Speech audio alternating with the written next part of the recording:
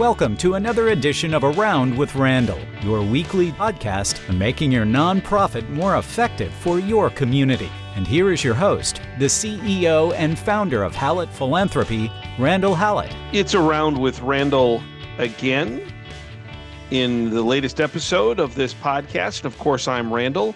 Want to thank you for your time and for your listen as we talk a little bit about the challenges in our nonprofit industry, and frankly, you could apply much of this to the for-profit world, around the balancing of short and long-term goals and the implications of worrying too much actually about the short term.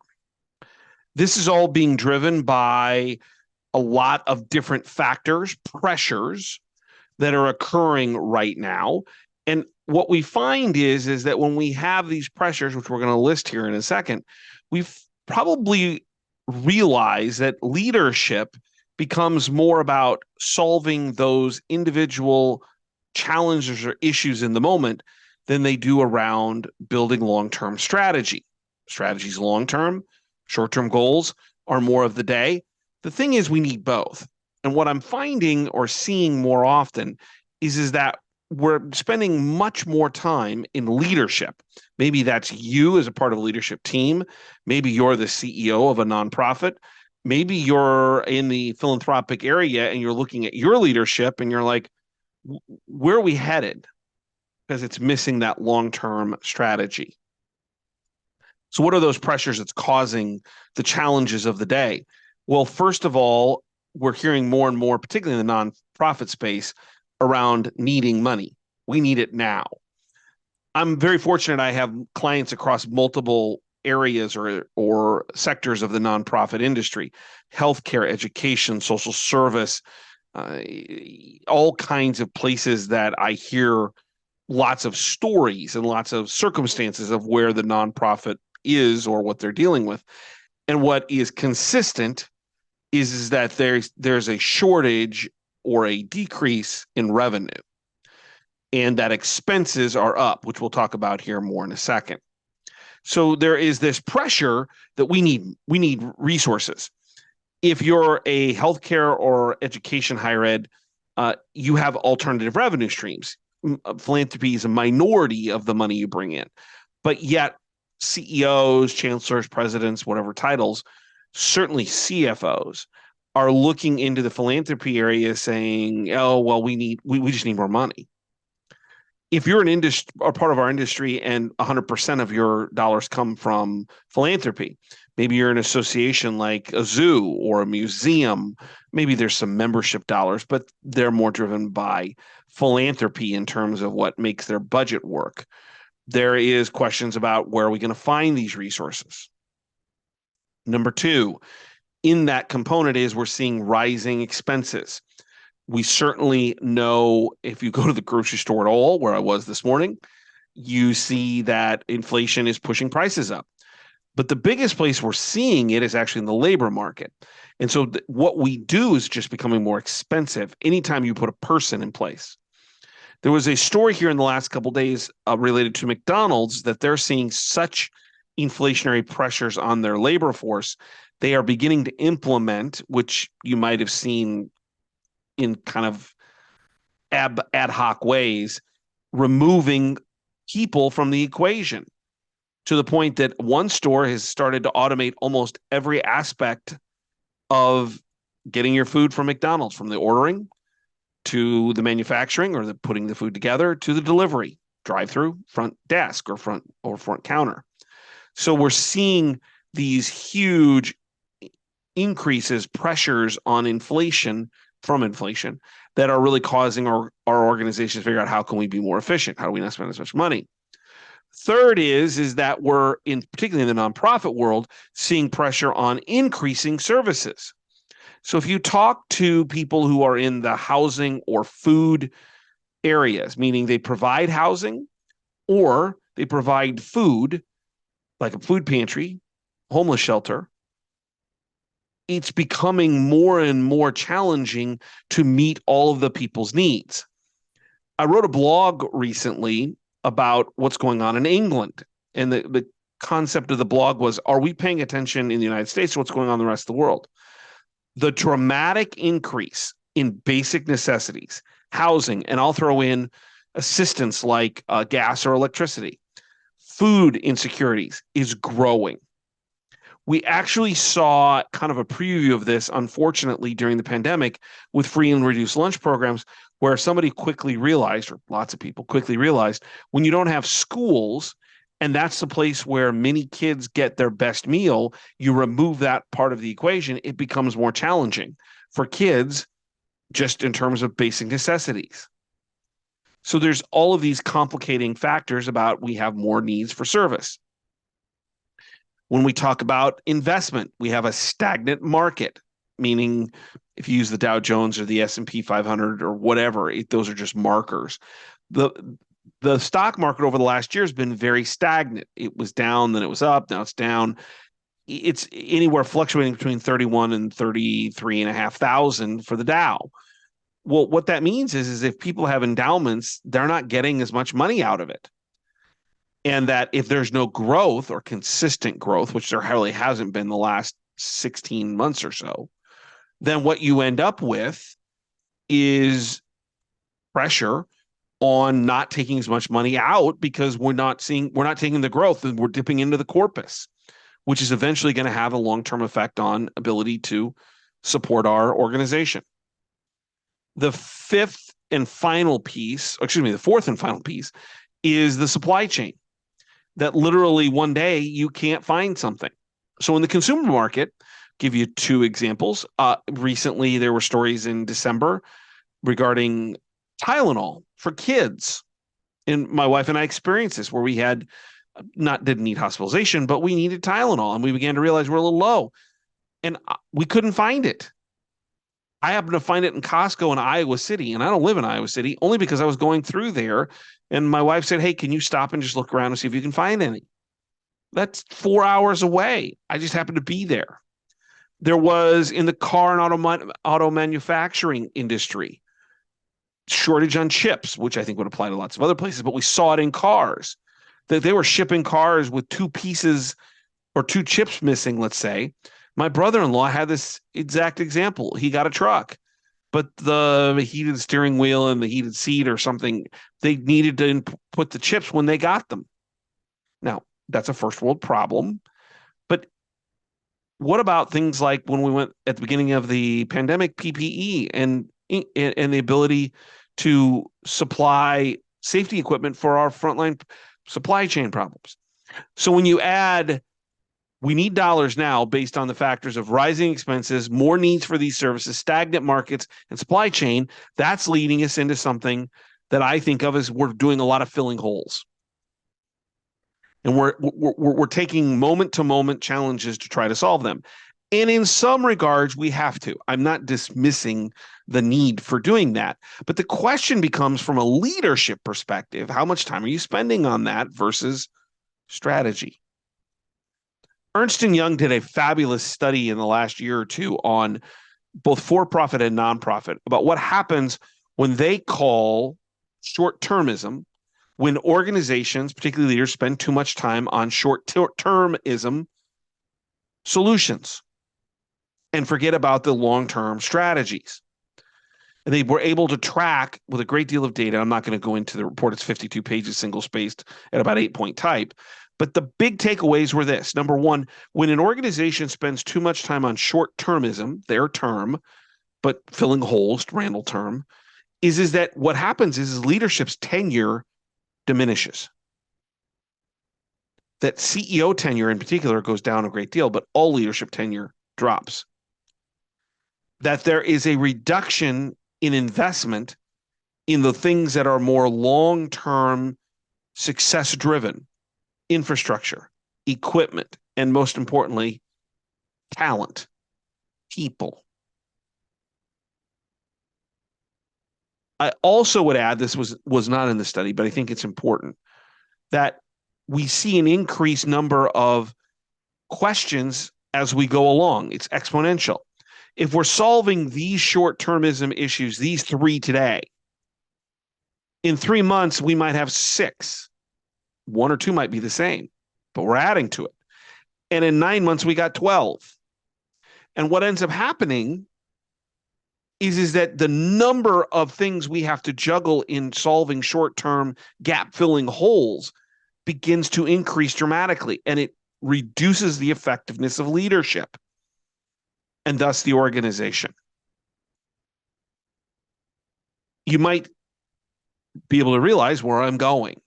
We're seeing too much short-term juggling, filling holes, short-termism, if we steal from Ernst & Young, and not enough strategy. So the question becomes, how do we ensure that we have strategies a part of what we do?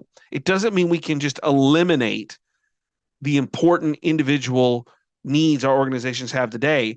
But if you're a leader, maybe you're the chief development officer, chief philanthropy officer, maybe you're part of an executive team, maybe you're on a board.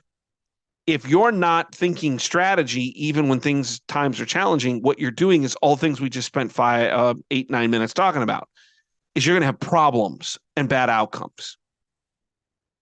So how do we do this? 6 steps you can think about to integrate into conversations, discussions, strategy planning sessions that will allow you to think more strategy along with, or maybe even overlaying, short-termism problems. Number 1, you have to start with the mission. If you allow the short-term challenges to become all-encompassing, what you're doing potentially is you're putting your mission at jeopardy. I'm working with a client in healthcare that literally is struggling with the concept that is remembering the mission. There are so many moving pieces that they're literally just trying to plug holes in the dike like the little boy. And I'm on the outside, so I get to see it from maybe a much higher altitude, a little bit, see the forest through the trees. And what I keep saying is, and there's some others as well, don't forget your mission. Your mission is to serve the community. The reason you're a nonprofit is you have to take care of those that need care. And it's becoming really an issue that they're solving so many day-to-day problems that the executive team and the boards aren't talking about the mission-driven activity that should occur. How do they do it? What does it cost? What are the implications? We're going to get to this in a second. Where does philanthropy fit into that? Because if you don't have those things, then philanthropy struggles, Foundation, Development Office, Advancement Office, to be able to fund things, which we're going to come to, because donors, particularly the top end ones, want to make a difference. So start having conversations about what we actually should be doing in terms of who we serve and what we do. Number 2 is that we're having reduced focus on 2, 3, and 5-year strategies. Now, in some industries, 5-year strategies may be too long, just 2 and 3. But what I'm finding is that we are dealing with so many short-term issues that nobody's talking about what do we want to be in 2 and 3 years, particularly at the senior level. Another client I'm dealing with, I had the privilege of spending some time with them in December on site, and all we talked about for a full day with their 2 boards, their governing board or their healthcare board and their foundation board, was around challenges that they're going to run into when they get to the year 2030. They didn't talk about the nursing shortage. They didn't talk about the challenges with payer mix, other than to say those are internal things. We'll be glad to answer your questions. But what we want to talk about is how we're going to meet the needs of what we should be, can be, and will be in 2030 with about 60 to 70 community leaders to really challenge them about where they're involved, what they should do, how does strategy fit into this. It was so uplifting. They're thinking 8 years down the road with a big challenge they're going to have. And they have a lot of options if they execute them now rather than wait. So make sure that there's someone always pushing. What does this mean for 2 or 3 years down the road? How does this fit into the bigger picture? Number 2. Number 3 is I'm seeing too often the use of the word yes. It's as if we're looking for magic solutions and we're forgetting about the tried and true. I think this is completely appropriate to say I find this a little bit more often in the finance area and CFOs than I do in other places. Let's just cut. We'll just cut our expenses. I'm not advocating we all shouldn't be smart with our expenses. Certainly in my business and at home, I advocate that. But if that's the only response, or it's the immediate response, it misses a key component: growth. And I mentioned this a few minutes ago. What we know is people who are at the top end of philanthropy want to invest in things that are going to make a difference, that are measurable, that are going to increase the outreach of the nonprofit to serve the community in a stronger, better way. Well, that includes growth, not just reduction, not magic beans. And that's when philanthropy is at its best. That's a hard message if you are a smaller nonprofit in terms of, let me put that differently. That's tougher if the organization is large and you're a very small part of the organization because you're one small voice amongst many. But if you go back to the mission and say, I think we could really push some conversations, I think it could be with the community and with people who are generous and philanthropists, I think you might get some interesting conversations. And don't be afraid to be loud. Respectful, but loud in being able to exclaim that philanthropy can be part of the solution. Number 4 is alignment. You need to have really great alignment, first and foremost with your stakeholders, with the community, and the board. And really emphasize, particularly for those who aren't in our business, and we should follow this as well. It's what I tell my son. You have 2 ears and 1 mouth. Use them appropriately and by percentage. Because we should be listening more. What does the community think? How do they value us? What do they think our challenges are? What do they think the community challenges are? How do we fit into those challenges and solve them? And just because the content expert may be your executive team or your chair of your board doesn't mean they have a responsibility not to listen to every other person throughout the community who have their own ideas, even if you don't use them. The second place is the ability inside leadership to have candid conversations to make sure everybody's on the same page. I just had a recent conversation dealing with a capital campaign with a client, and I recommended that we have a very detailed discussion with finance because the finances are tight and we're in the middle of this or beginning this campaign effort. And once it's a capital project, so once we get the pledges, the conversation was, you got to put a shovel in the ground. And now that's not happening tomorrow. That's probably a year from now. But the one nightmare scenario I have in this particular case, and maybe a couple of others, to be honest, is you raise the money and then finance says, and by the way, it's pledged, so maybe you don't have every dollar in hand, but it's coming. And finance says, well, we just can't do it. We don't have the cash flow. It's like, no. I can't go back to the donors and tell them that. That was such a positive conversation. The CFO appreciated it. The organizational treasurer appreciated it. The board treasurer appreciated it because then they could plan. That's an alignment conversation. The last is your employees. Are you aligned with them? Are you having candid conversations? Well, it happened nearly a decade or actually more than that ago. I watched with great reverence one of my mentors, Glenn Fosdick, the former CEO and president of the Nebraska Medical Center, which now is Nebraska Medicine and renamed, when we went from a pension program to a 401k program. And the amount of time he spent in monthly meetings, he personally, and all of us on the senior executive team, having constant meetings in departments, organizational wide. We actually were using Zoom at the time, which is kind of amazing, or some variation of internal communication, to prepare the employees for this so that when it got rolled out and had strategy sessions with them and explained to them, it was just not a problem because Glenn Fosdick forced us to be aligned with the employees. Communication, openness. Here's where we're going. Here's why it's important. Here's what's going to mean financially for the organization. Here's how you can overcome that through a matching 401k program rather than a pension program. It was amazing. I thought this would be dead in the water when I first heard about it, but we were aligned. Glenn Fosdick deserves credit for that. Are you aligned with your employees? Are you having honest, open conversations about what's going on? The fifth, real quickly, is just, are you looking at the right dashboards? And really, it's about data. If you're a senior executive and you're worried about, is the floor getting swept? Because that's what we tend to do in crisis. We tend to narrow focus and not worry about strategy, or the board starts asking management questions rather than strategy questions. That's all about dashboards, data. And there has to be some candid, honest, open conversations about, hey, that's really not what we need to be talking about, to get more strategy discussions amongst board, community leaders, and our executive teams. And that's a hard sell, because when things are up in the air and not running well, sometimes leaders want more data.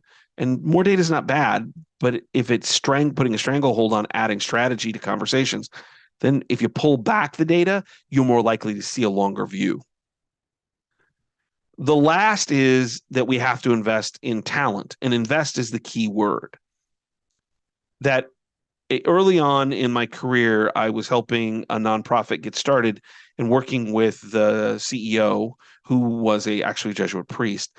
And we were talking about how he was going to fund or find talent for the head of advancement for this particular school.